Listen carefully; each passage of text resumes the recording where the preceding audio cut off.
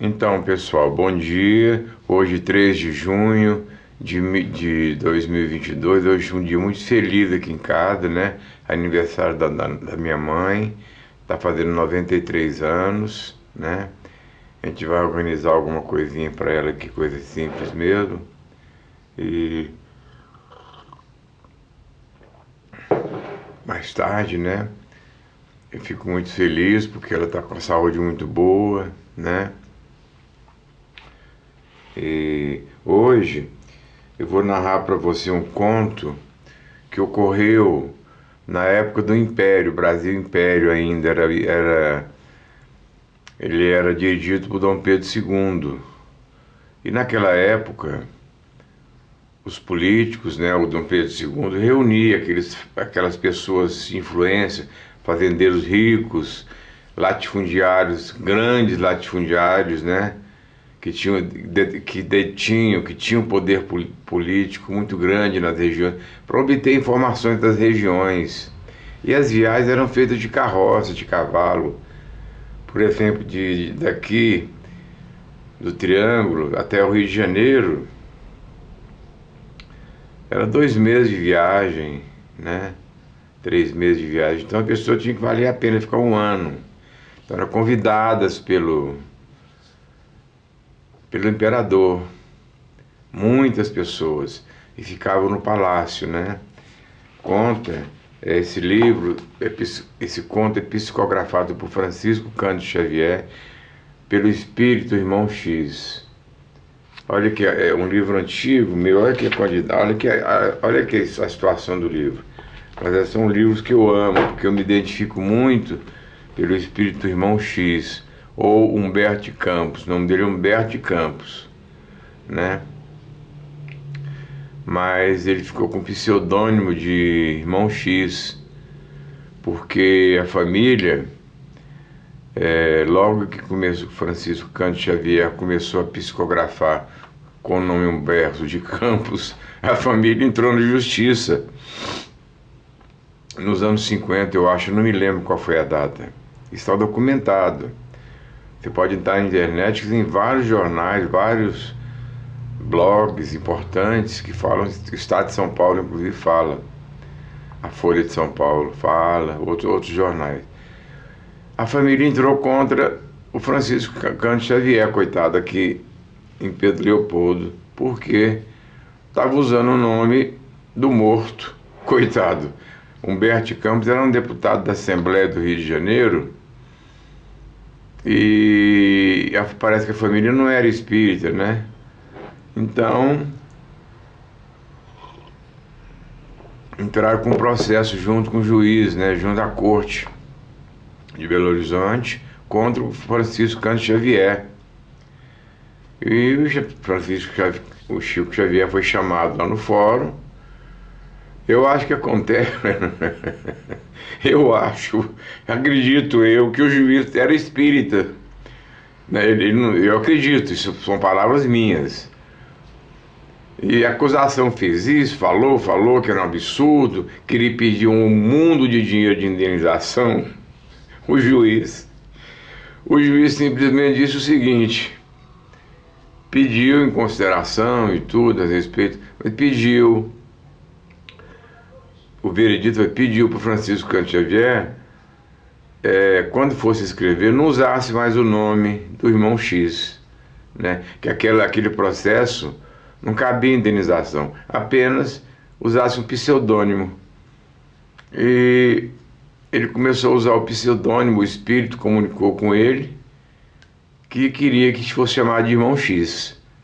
Mas isso é outra história. O conto que eu vou contar hoje fala sobre a inveja, orgulho, maldade, ambição, ódio. São todos parentes, todos primos não, todos irmãos de sangue, que destroem a humanidade. Eu já falei muito sobre o leque é muito grande, o assunto é grande demais. Se eu for falar aqui, vai dar um vídeo de 5 horas, ninguém vai ver. Então vamos entrar no assunto. É de uma fazendeira muito rica, né? Naquela época, o imperador chamava, né, aqueles fazendeiros ricos, pessoas importantes, do Brasil todo, para saber a situação, obter informações das regiões, como estavam as situações, como viviam os escravos, né? Como estavam sendo tratados os escravos, porque a irmã dele, Princesa Isabel, já estava prestes estava cutucando já o Dom Pedro I para parar com essa escravidão, né? E tanto é que logo em seguida, não demorou muito, a Lei Áurea foi assinada, abolindo a escravatura. Bem, isso é outro assunto. Eu vou contar porque o conto é um pouquinho só. Ó, são 2 páginas o conto. Chama Dívida e Resgate. Na antevéspera do Natal de 1856, Dona Maria Augusta Correia da Silva, uma senhora fazendeira de extensos haveres, né, muito rica, muitas terras, gado, plantações de café, fumo, cana-de-açúcar, enfim. Ela voltava para a fazenda dela, que ficava nas margens do rio Paraíba, no sul de Minas, né? Na cidade de Passa Quatro. Esse conto ocorre na cidade de Passa Quatro, Minas Gerais. Após um ano de passeio repousante na corte imperial. Aqui não fala, eu estou completando porque eu sei que era assim. Eu já li nos livros de histórias que é assim. Eu estudei isso, né? Dom Pedro II obtinha informações através dessas pessoas. E para entrar em contato, ele convidava pessoas importantes, fazendeiros, latifundiários importantes que tinham muitas fazendas, muitas terras, para obter informações regionais. Hoje as pessoas acontece do mesmo jeito. O presidente convida dos países para saber, mas hoje eles viajam de avião a jato. É a mesma coisa, né? Retornava à fazenda, às margens do rio Paraíba, após quase um ano de passeio repousante na corte imperial de Dom Pedro II, acompanhada de numerosos amigos que lhe desfrutariam a festiva hospitalidade, né? A orgulhosa matrona, na tarde chuvosa e escura, recebeu 62 cativos. Ela tinha 62 escravos, né? Então ela estava acompanhada de amigos, voltava, estava todo mundo esperando, uma festa, estava sendo preparada e tudo para ela, né? Acompanhada de numerosos amigos que lhe desfrutariam a festiva hospitalidade, a orgulhosa matrona, né, a patroa, em uma tarde chuvosa e escura, recebeu 62 cativos, escravos, né, de sua casa, que sorridentes e humildes lhe pediam a bênção, como se ela fosse Jesus. Na sala grande, né, em uma sala grande nobremente assentada, ela sentada, né, em velha poltrona sobre largo estrado que lhe permitia mais amplo golpe de vista, né, ela sentada ali, toda parecendo uma deusa, né, fazia um gesto de complacência à distância para cada servidor que exclamava de joelhos: louvado seja nosso Senhor Jesus Cristo, Sinhá. Como se ela fosse uma deusa, né? Era assim, se não fosse assim, tomava chicotada no lombo. Louvado seja, acentuava Dona Maria com terrível severidade a transparecer-lhe da voz. Louvado seja, né? Aquela arrogância, né? Aquela petulância, né, que destrói o homem. Velhinhos de cabeça branca, homens rudes do campo, mulheres desfiguradas pelo sofrimento, moços e crianças desfilavam nas boas-vindas da patroa. Todo mundo feliz, porque a dona da fazenda tinha chegado e ela era que dirigia a fazenda, era dela, né? Todos humildes, né? Felizes, né? Que ela voltou em vida, porque aquelas viagens eram longas. E tinha animais, tinha onças, tinha tudo naquela época, né? Era uma viagem perigosa. Vivia, às vezes, corria o risco de sofrer algum acidente, eram carroções, não eram automóveis, né? Enfim. Contudo,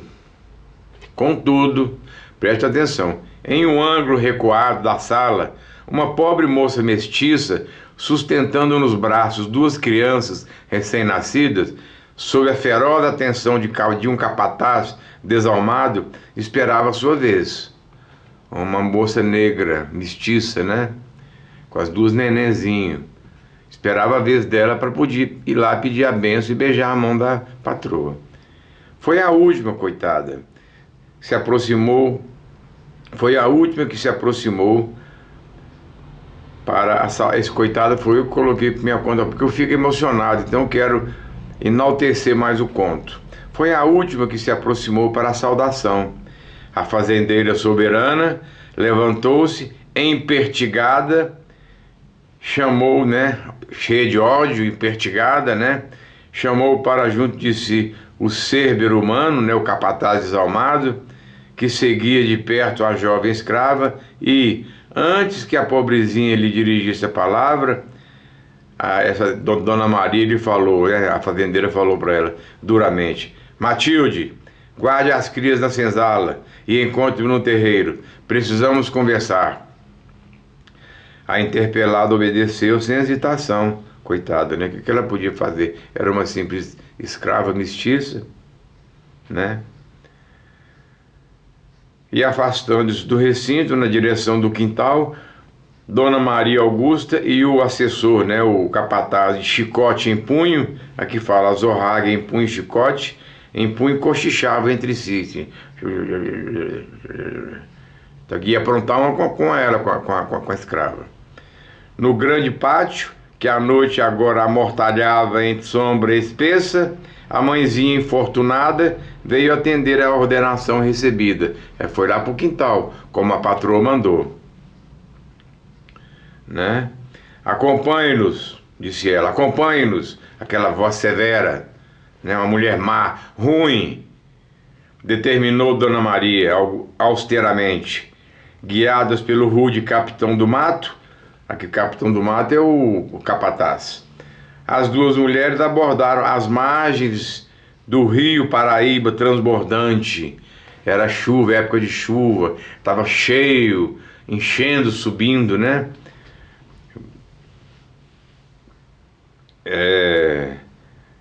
Nuvens formidandas coavam no céu e medonhos rugidos de trovões, né? No céu, coavam no céu os medonhos rugidos de trovões remosos. Chuva, trovoada, relâmpago, e o rio Paraíba cheio, né? Até o topo. Rio Paraíba, aqui, ó, no sul de Minas, né? Eu conheço porque eu já fui em São Paulo. E se você passa por ele, tem uma ponte muito grande, enorme a ponte. Quando você vai para o Paraná, né? Passa pelo sul de Minas ali por dentro, ali, ó, Casa Branca, por ali.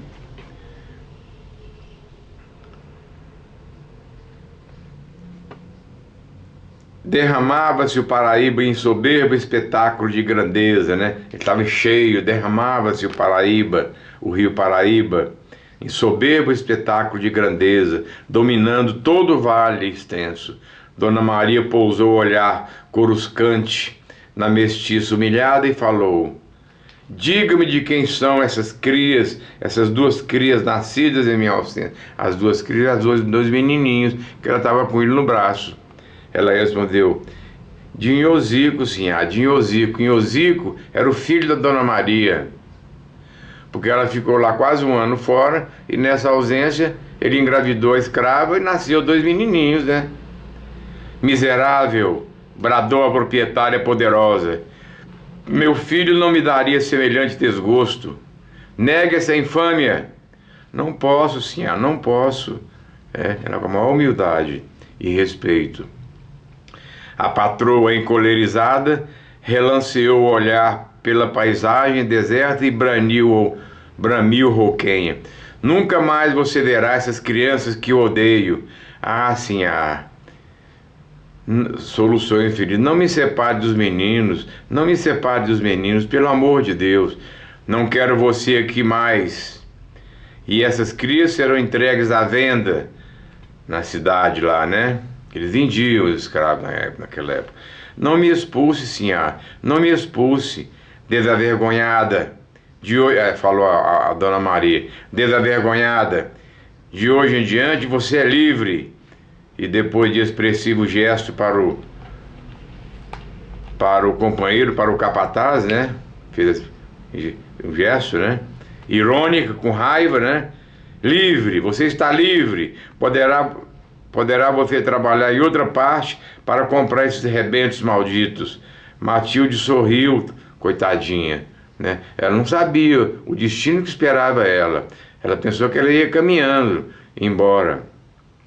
Ajude-me, Matilde sorriu em meio, né, chorando, né, em meio do pranto copioso, né, chorando muito, e exclamou: ajude-me, Sinhá. Se é assim, darei meu sangue para reaver meus filhinhos. Dona Maria Augusta indicou-lhe o Paraíba enorme e sentenciou: você está livre. Está livre. Atravesse o rio e desapareça. Assim não. Tenha piedade de sua cativa. Ai, Jesus, não posso morrer. Mas é um sinal da patroa.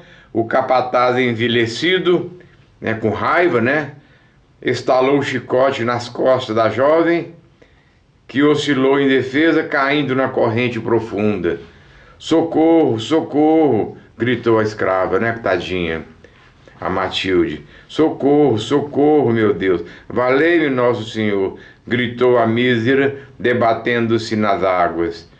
Todavia, daí a instantes, apenas um cadáver de mulher descia rio abaixo ante o silêncio da noite. 100 anos se passaram.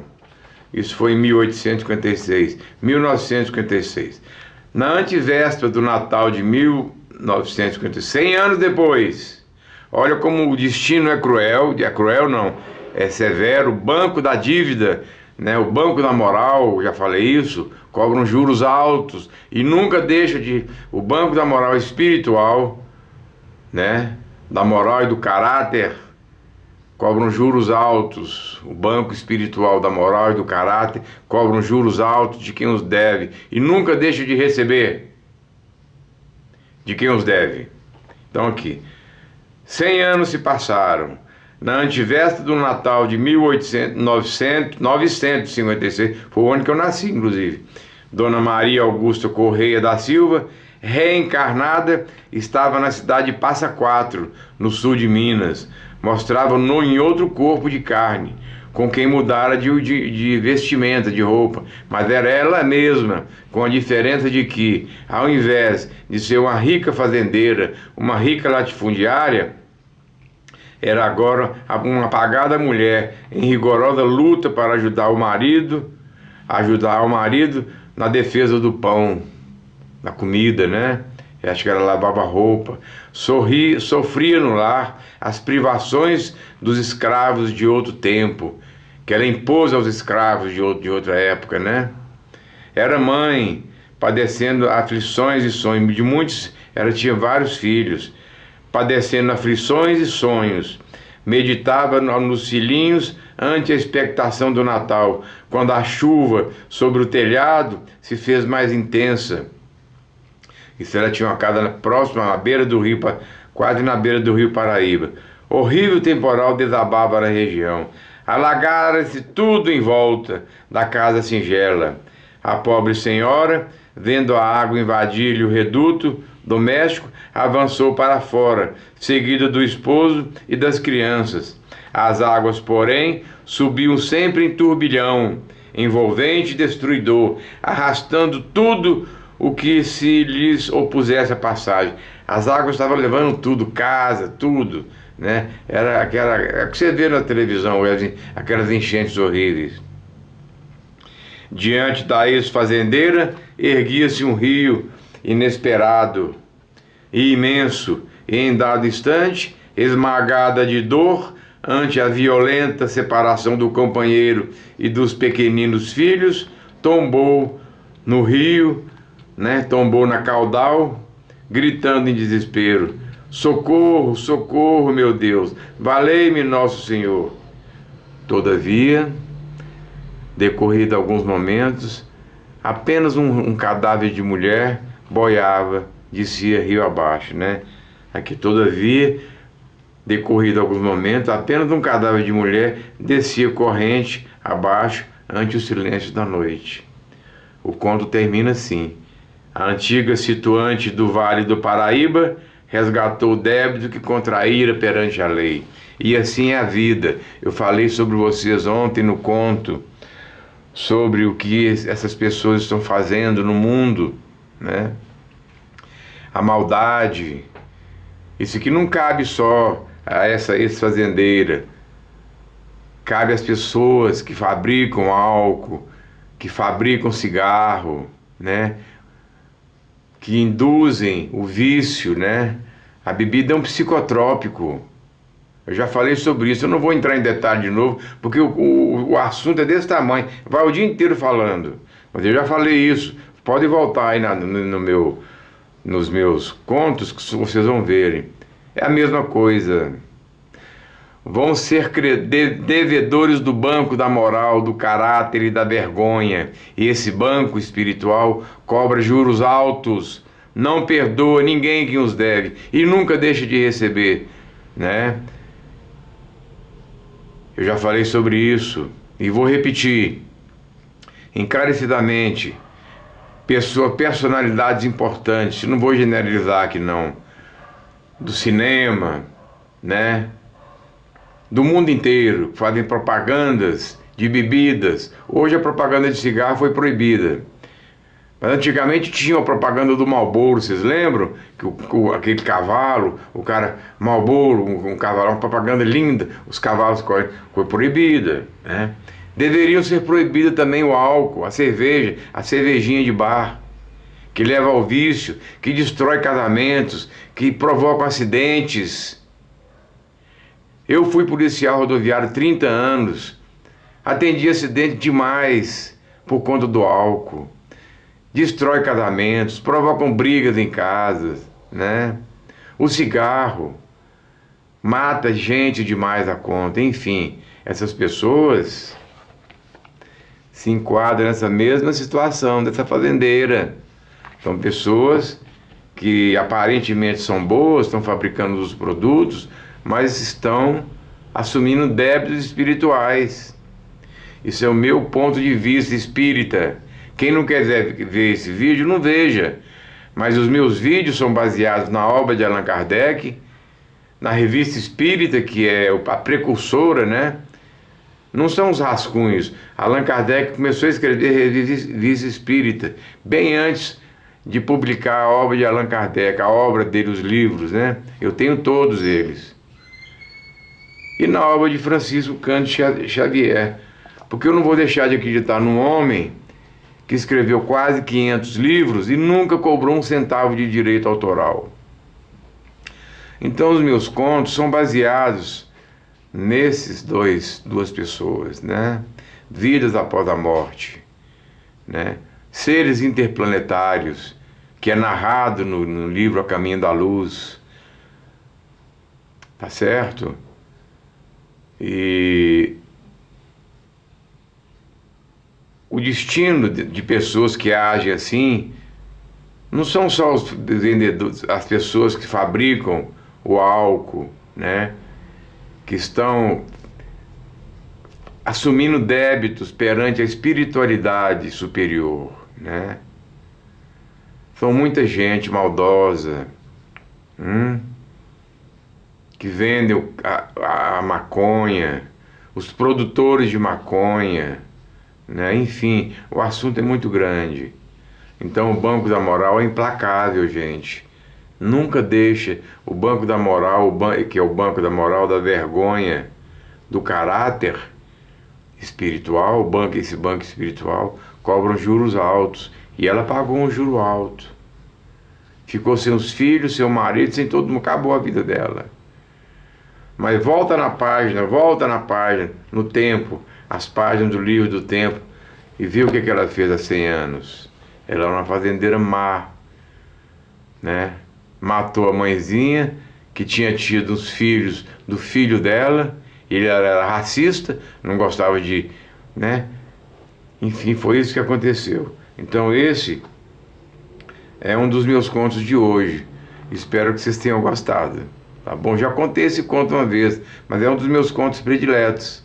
Espero que vocês tenham gostado, viu? Vamos ver se eu tenho mais alguma coisa para contar hoje.